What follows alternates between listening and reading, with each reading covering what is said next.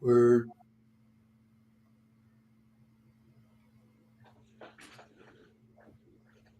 I don't see.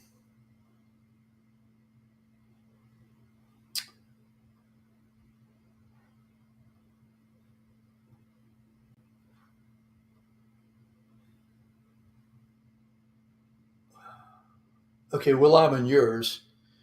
Okay.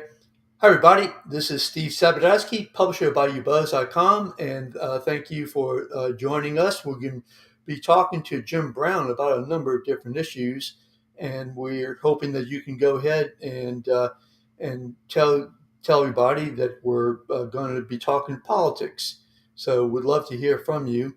Uh, Jim Brown, for those people who do not know, Jim is a former state senator, insurance commissioner for the state of Louisiana, and also Secretary of State. Good afternoon, Jim. How are you doing today? Steve, good to talk to you and to all your viewers out there, your listeners out there. So many things happening on both the international level, but we'll probably talk about today with what's happening in Taiwan, what's happening in Ukraine. So many national issues affecting people all over the country.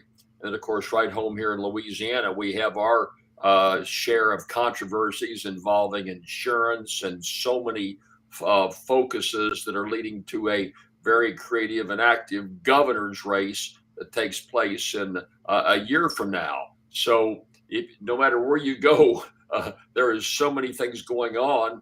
And the other thing I'd say, Steve, before we get into it is there are issues that really affect people. So much of the controversy in Washington or in Baton Rouge maybe is of interest and maybe has some outlying far reaching effect. But the issues that we're going to talk about here today, that you read about in the news, see on the evening news, really affect every individual. I mean, you talk about the abortion debate that is so controversial. You talk about all the massive tax increases that may be necessary to fund all this international confrontation. In Louisiana, so many needs that we have right here. So these things are biting, current, here and now issues that we all should pay attention to because they really do affect our lives. And if we don't like it, we've got elections right around the corner where you can do something about it. So a very important time to talk about current events. Okay, so I just want to remind everybody that if they have a question, if they, please go ahead and post it, and we will go ahead and post your question or your comment. We'd love to hear from you. It says comment below. We want to hear from you. So let's see. Let me go and uh, let's talk. What issue do you think is the hottest issue nationally? I'll put it like that. Well, some issues stay out front more than anything else, and some are kind of confusing. For example, I think most people are aware of the fact that there's great controversy in China versus the Taiwan, that is a Chinese island off of China, and the fact that we are protecting Taiwan from takeover of the Chinese who think they should be able to reemerge that country. Speaker of the House, Nancy Pelosi, was in China this week. And I thought it was interesting, Steve. The number three terrorist in the world that we've been seeking for 20 years was killed in a strike that took place by America, drone strike, and it didn't get a whole lot of play. It got a little play, but not that much. Nancy Pelosi, who is third in line to being president, she's just Speaker of the House. She goes to Taiwan, and my gosh, that completely dominates the news. I would think that the terrorist attack of Al-Zawahiri, I believe his name is, was much more important than some congresswoman going to visit Taiwan. But, we change our perspective, we change our emphasis. I think what's happened is that in the case of the terrorist, 9/11 is behind us. We feel more secure. We've gotten out of Afghanistan, and that doesn't affect us that much in our opinion. We don't relate to that much, even though it could really be a world-changing event if there were more terrorist attacks. Pelosi going to Taiwan, I think, is blown way out of proportion. But the Chinese have reacted very dramatically by basically putting a barricade around Taiwan. So these issues have a different balance to them, and so things that we think are important today may not be quite so important here just a couple of days from now. So I would think that the terrorist killing would be a major issue that we don't even list in our events, heavy events to talk about. Pelosi going to Taiwan. I think the Chinese are rattling that sword right now. But Steve, our ties are so dramatically together economically that I think we had these saber rattling events. It's going to take something like the Ukrainian affair involving Russia, where our Russian ties have dramatically been severed, and we're way, way apart with Russia. We're not in that situation with China. So my point is, yes, the Chinese are overreacting. They're saying, hey, here's what we can do. We're going to show you guys. And they want us to look real tough on the world scene. I don't think it's going to come to a confrontation, quite frankly.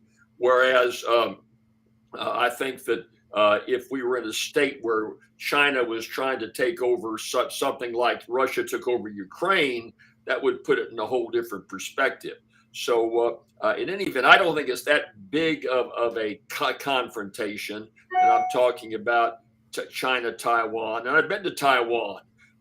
They have a huge arsenal for their defense. And I think China is hoping through their political ties and political influence to slowly reunite the two countries, is what I think. I think the sabers aren't going to be are going to be rapidly shaking. When you talk about Ukraine, Steve, I think that's much more in the front burner because I think that the danger for Ukraine is that there may be a tiring effect in the United States. The average person is saying, my gosh, look what I'm paying for the cost of a gallon of gas, the economy, inflation, and everybody says this is related to Ukraine. Is Ukraine that big of a deal for us? Steve, I would imagine 85% of the American people couldn't even point Ukraine out on a map. So there may be a tiring effect that we're seeing starting to develop where people just, okay, we're all for Ukraine, but do we change our lifestyle dramatically? Do we pay more in taxes? How important is that going to be? And that's something Well, we're talking about for some time to come. sure, absolutely. And let me just say, those people who are watching, we're on Facebook, on different sites on Facebook. We're on Twitter, YouTube, LinkedIn. So please, if you have any questions, you want to make a comment, go ahead and do so.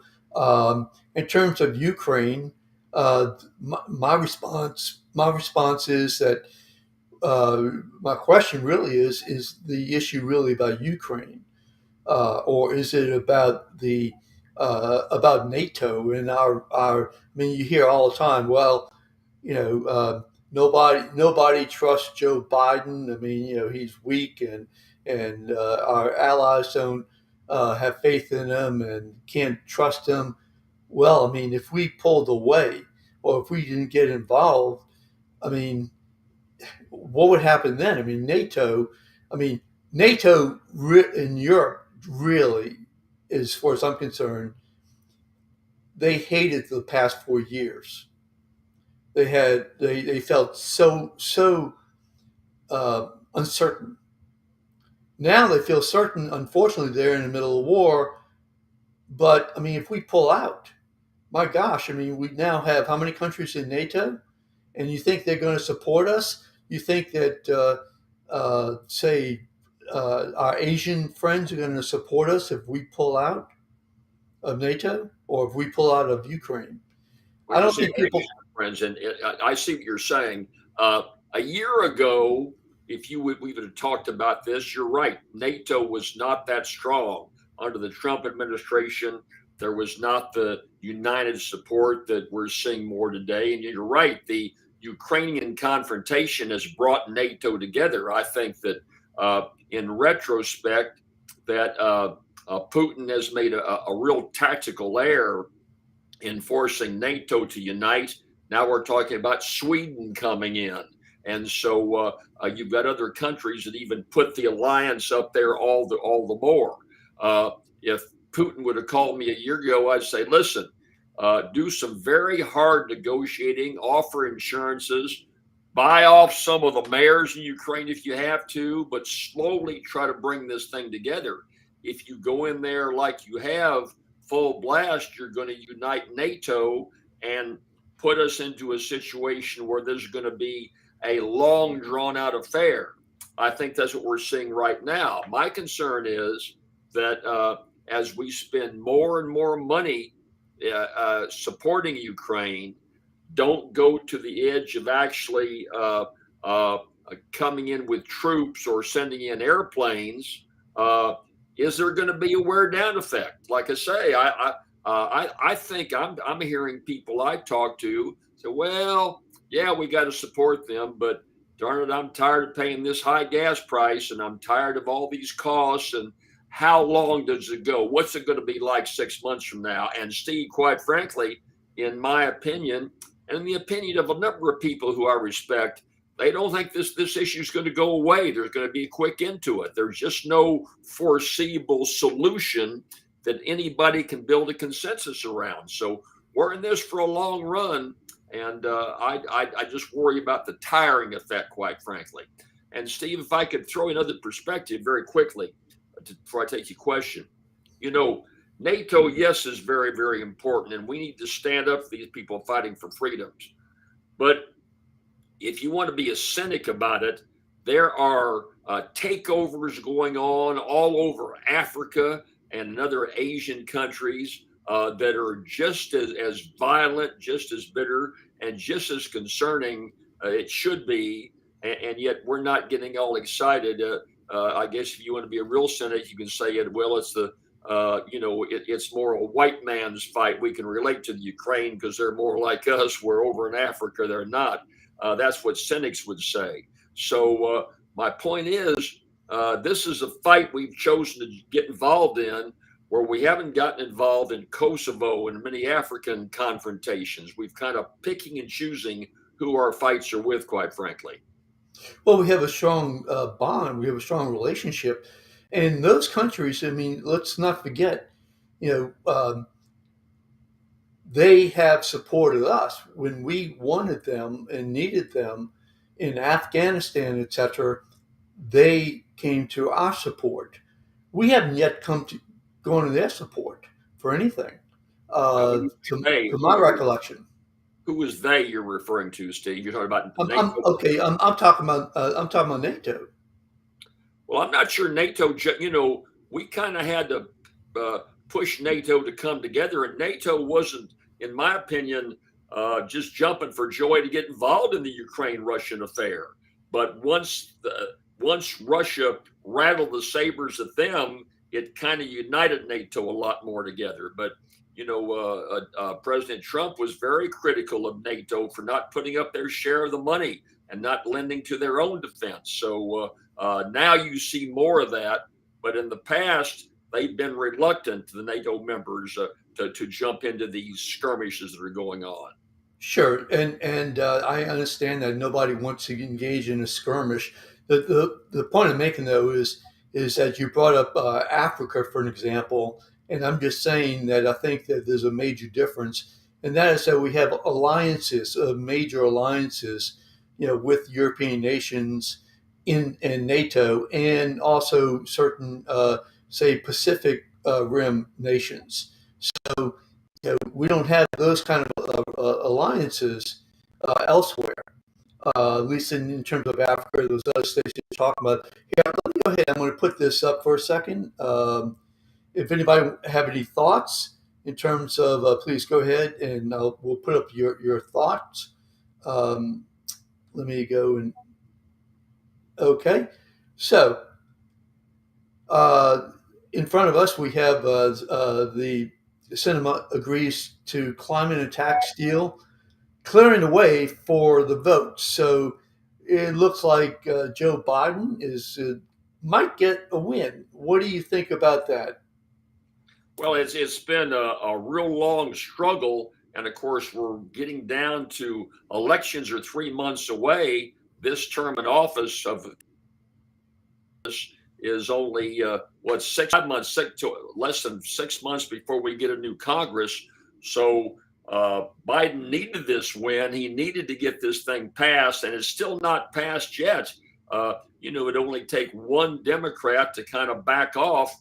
I see where Bernie Sanders says that the whole program for climate tax change has not gone far enough. It should have gone much, much further, and he's very disappointed in it. Something he said yesterday. It looks like with Sinema coming on, the Arizona Democrat, and with Manchin from West Virginia coming on, it looks like it's going to hold. Manchin's been the holdout, has been the most high-profile guy. He's in a state where coal is a major source of income coming into the state. Jobs fill there, and so he had some reservations in terms of the economics of his state.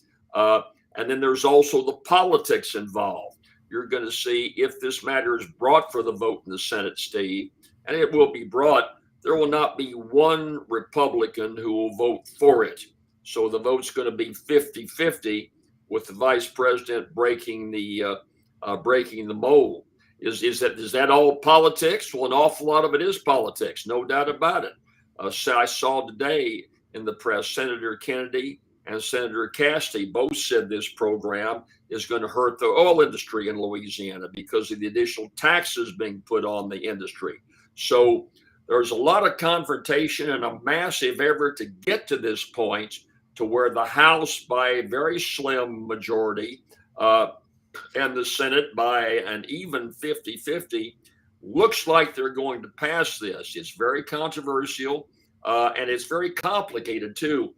Something I don't like about what happens in Congress, they don't vote just on climate change. They don't vote just on a tax reform, though they call it. They pile all this stuff together. There is infrastructure needs, there is water quality, there's all these different issues all in this one big piece of legislation. So therefore it's confusing and the average person doesn't understand. Looks like it's going to pass, though, giving Biden a much needed win for him since he's been floundering for so much. And and there's a lot of advantages in the legislation for Louisiana, you can argue. But both U.S. senators will vote against it. All of the members of Congress, down your way, Steve Scalise, and all the Republican members of Congress will vote no, with our one Democratic congressman voting yes, along with Biden. So, bottom line, it's very complicated. I would predict it's going to pass. The benefits, there are $300 million in tax reductions in the bill, tax increases on wealthy corporations. A lot of, and I say tax increases. A lot of loopholes are closed. The whole private equity business is taxed at a very favorable rate, for example, costing the Treasury billions and billions of dollars. That loophole is going to be closed. So it's not going to be that the taxes are increased, just a lot of reform. Plus, the IRS has gotten billions of dollars to hire new people. They'll do a lot more auditing, Steve. So get ready for your audit. I went through an audit once many years ago. We have more time, I'd tell you about it. Oh, it's a nightmare. I mean, loads and loads of paper. You don't win an IRS audit, but they'll be doing a lot more of that under this new legislation. So in any event, it's a hardcore Republican Democrat. Democrats are going to eke it out, and then we'll see if right now, if you had to bet, put your dollar down on the wheel, you'd say that there's an awfully good chance that the House Representatives will turn over and become Republican dominated or Republican controlled. So the Senate is going to be critical to see if a lot of the stuff that's done in this legislation is undone when the new Congress comes in 2023. Okay, I just put something on the screen. You probably are seeing it right now. Jobs report. Uh, 528,000 jobs in July. Unemployment rate falls to 3.5. My question is, are we in a recession? What about these jobs? Well, there's been a lot of shuffling, I think, in the job market. There's millions and millions of people who had uh, not blue collar jobs, but jobs where they were in retail. They were working in department stores, in restaurants, that kind of thing, by the millions. And standing on their feet all day was not all that appealing to them. So what's happened now? They're seeking out other jobs. There are a lot of things open where they can go to. Uh, they can go to night school or go to a junior college, pick up the degree where they improve their computer skills and get some jobs that let them sit down in an office or work from home. So there's been a shuffling in the job market. I don't know if there's been all these new jobs because uh, there's such an opening in terms of restaurants. I left my credit card last night at a local restaurant in Baton Rouge, Steve, and went by to get it.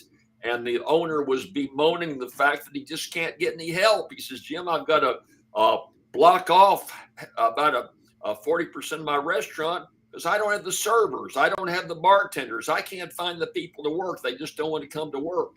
I think a lot of those people got kind of, hey, when they got a check coming in and they were at home and they weren't having to stand up all day long, they looked for some alternatives. So I'm not surprised the job market is increasing.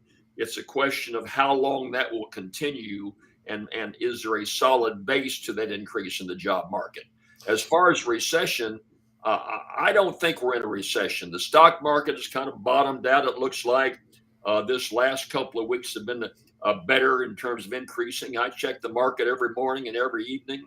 And you mentioned both jobs and it looks like inflation has kind of balanced out a bit, not going down, but I see some leveling off signs. If I had to project, I don't think we're going into a recession. Okay, and of course, gas prices have dropped significantly, although obviously they rose like a skyrocket, but they've dropped what 70 cents I think in the last month or so. $3.21 I paid earlier today in filling up my car. $3.21. That's a far cry from $4.60 I was paying a couple of months ago. So now some economists are saying, well, but that could go back up again because I don't have that much new energy coming on in. I hope it doesn't.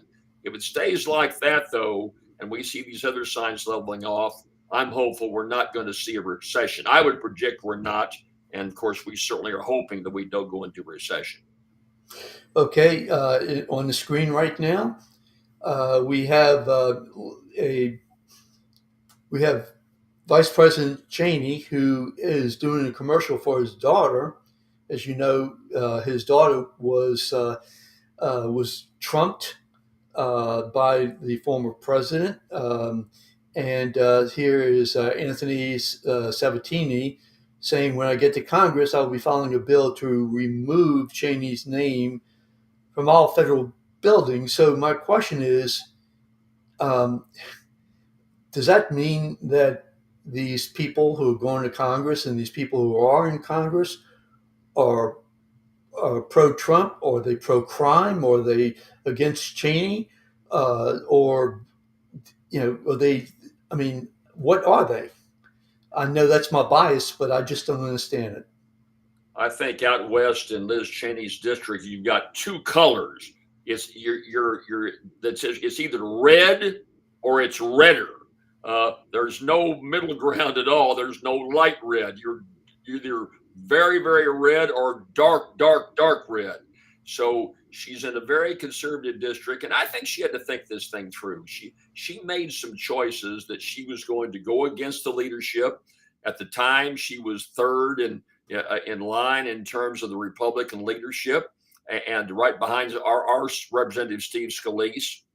And it may be, I think that uh, uh, I think she has certain principles she wants to live by, and I don't want to second guess her, but I also think it could be very, very calculated. I think she knew that as a state, rather as a congresswoman, she was tired of it, didn't have a whole lot of future there. If she came across as the anti-Trump within the Republican Party, there's a way to raise a lot of money. Dan, I've got some friends in New York. Brother Steve, I've got some friends in New York that are very anti-Trump, and they're concerned about the future of the Republican Party, and they're raising a ton of money for Liz Cheney.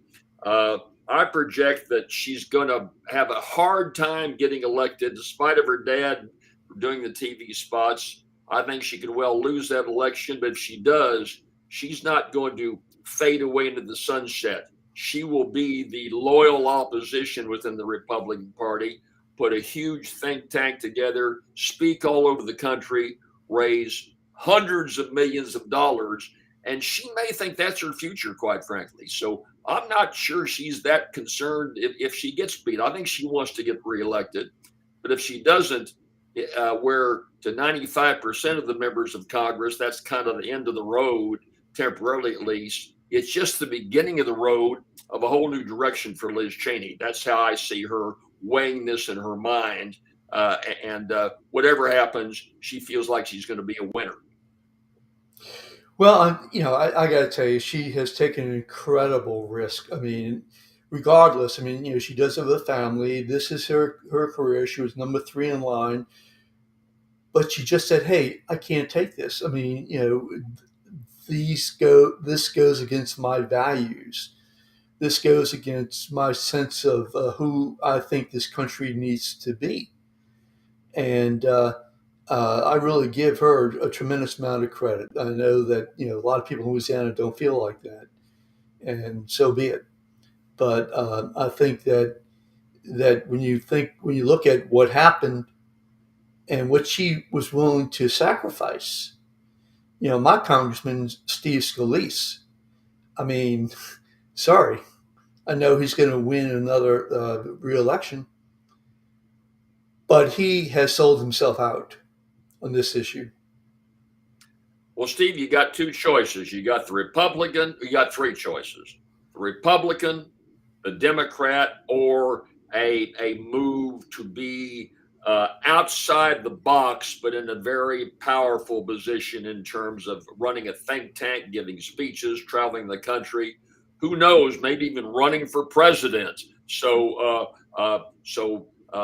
Cheney is a very smart lady. Has thought this thing through. She's the only high-profile Republican on the January 6th commission looking into January 6th. There's all the other Democrats, and there's Liz Cheney. So she set herself apart, and I think the lady knew the risk. I think she knew the risk coming in. So I agree with you that she's taken some very hardcore, noble stands and tried to get to the bottom of what really happened, which I want to see them do. But again, she knows the risks, and if she gets beat, it may be a jumping off point for something even bigger in her future. Okay, so let me go ahead and I'm going to play something for a second. For the sake of Americans' economic futures and for the sake of our national security, Mr. President, we cannot continue to rely on foreign oil imports. We can't. While pretending to run this country using wind, solar, and wishful thinking, because that's what the president's new policy is on energy. It's wind. Okay, there it is, John Kennedy. Do you think his job is at risk? Well, I think that John Kennedy's playing to the crowd. He will be easily reelected. I was talking to a relative I know that's been a Kennedy fan, and has given him money on several occasions. And she says the fundraising is just sensational. She gets 4 and 5 letters a day sometimes. She's getting telephone calls. She says where Kennedy is saying, they're after me. My back's against the wall. I've got this huge uphill fight. Send me money, send me money, send me money. He's got $28 million, I think, and his goal is to raise $50 million before before the election takes place, and his opponent might have up $2 million to spend. So, and he's in a state that is very close to Wyoming, it being either where you cut out Shreveport and you cut out the city of New Orleans and you cut out the city of Monroe, and we're either red or we're redder, just like I mentioned about Wyoming. So as a consequence, Kennedy's easily reelected. He's playing to the crowd, to the oil interests that are important to his state, but also a source of huge income coming into him in terms of campaign contributions. And so he's astute in his politics. And if you're looking just to stay on the state level and raise a lot of money, he's got the system working down to a T, because nobody's raising more money than John Kennedy at the pace he's on right now. Okay, so here's the last topic we're going to cover. Breaking. This is from my weatherman at Fox 8, David Bernard.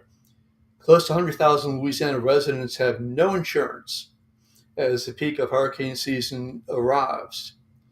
Another insurance company drops out of Louisiana as thousands of homeowners scramble to coverage for the hurricane season. Now, obviously, you're a former insurance commissioner, so you have some knowledge about this. What the heck is going on? I mean, other than, instead of, I don't want to bash our current insurance commissioner, that's not the point. But what is going on? Well, Steve, first of all, those 100,000 people do have an option. There is a Louisiana Citizens Property Insurance Program where you got to pay 10% more than the going rate, but you can get insurance in groups like that. Citizens should have never been formed. We talked about John Kennedy. Senator Kennedy said that the Citizens Property Insurance Company, a state-created company, is the biggest financial disaster in the history of Louisiana. That's John Kennedy's words. And it's been poorly run, and it just shouldn't have been created in the first place. Under the old system, what would happen is if you couldn't find any affordable insurance in your area, then you went to something called the Fair and Coastal Plan, where they would have to insure you, and the companies would take turns. In other words, it'd be State Farm would take this client, the next one would be Allstate, the next one would be Progressive, and it worked well. Didn't cost us anything. The insurance companies had to pay for it. Well, politics got involved, and they created this Louisiana Citizens. No other state in America has this plan like Louisiana Citizens. But so it was a mistake to create. Now, why are these companies leaving the state, going bankrupt? Well, one of the big mistakes was that they got profit greedy. They love bringing all that income. You see, we went for about 9 or 10 years where there was no hurricane activity. They got kind of lazy, said, gosh, let's just take that money and pay good salaries to our people and should give a profit back to our shareholders. And they didn't buy reinsurance. The responsible insurance companies buy insurance for them, just like you and I buy insurance from them. What they do is they lay off part of the bet. If they're taking in $1,000, they'll take half of that and buy reinsurance from Lloyd's of London, so that if a big event happens, they only are on the hook for 50%. Lloyd's of London pays the other 50%, but of course they got to pay off half the premium. It costs them money. So if you're greedy, you don't do that. And the bottom line is that the regulators should have cracked the whip and said, if you're going to operate in Louisiana, you got to buy reinsurance. They didn't do that. These companies didn't have reinsurance. And when Ida and these couple of hurricanes hit in a 1 year period, it cost them a lot of money, and some went out of business. The ones who went out of business are small companies that never should have been here to begin with, quite frankly. So poor regulation, number one. Number two, these companies should have, they got greedy. And then number three, we never should have put in this citizens property insurance, but we're stuck with it. It's here now. The governor and the legislature are not inclined to make any changes. So what the bottom line is, yes, you can get property insurance, but it's going to cost you more money. It shouldn't have to cost you that much more. And if it does, the system's out of whack. And hopefully that'll be a big issue in the coming elections next year. The impact of global warming, what do you think in terms of high insurance in Louisiana, as well as elsewhere? But well, yeah, the Gulf of Mexico is rising. There's the melt. When glaciers melt up in Antarctica, it comes down to us, and we get more of a rise in terms of our shore in Louisiana, the Florida coast. Some people tell me that Houma and Morgan City 40 years from now won't even be here anymore because the Gulf has completely overtaken them. So we're very slow to respond in terms of climate change. And there's all these deniers that say it doesn't happen. Look, we're in the hottest summer you can imagine right now. And something's going on. Our weather cycles are completely out of whack. The seas are rising. Anybody that says there's not a climate problem with global warming is just not being realistic.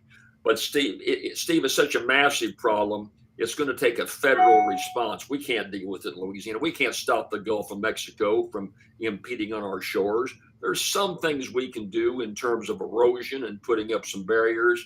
But it's like putting our finger in the dike. We're just too small down here.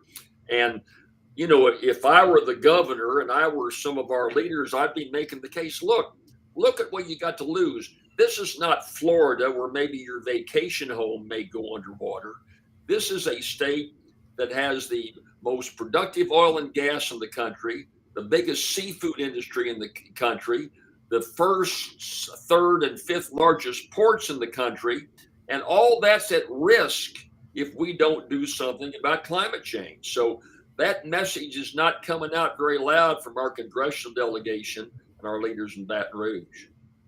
it seems to me that should be a issue in the upcoming elections. I mean, to me, I think it's a major issue. If we get hit by another major hurricane, that just means it should be. And I know something about issues in the governor's race. I ran for governor some 37 years ago, and I've had several of the potential candidates say, could they visit with me a little bit? And I'm sure going to urge them to talk about global warming, climate change, and how that affects economically the bottom line in Louisiana. Whether they'll grab a hold of the issue or not, time will tell. Let's talk about you. What's going on? You're a publisher. Tell us about your publishing industry. Well, Steve, I've written 7 books. In fact, I got a new one coming out in a couple of weeks. I'll show it up here. The Jim Brown Reader. It's 800 pages, so if you don't want to read it, you can use it as a doorstop, you see, because it's so heavy. So this is a compilation of many, many things I've written, and a lot of new stuff. If you can see in green, it says the muse in me. I sit down and did some soul searching with my muse, my alter ego, and I wrote a novella about that experience. And so it's already, it's not going to be available for 3 weeks, but you can look at that and other books I've written at thelisburnpress.com, LISBURN, or if you just Google Jim Brown books, it'll come on up. My latest book's done very well. I guess I'm at about 35,000 books. I spoke to the Good Old Boys, a social club of Metairie yesterday. Really? They're down in Kenner at the Knights of Columbus.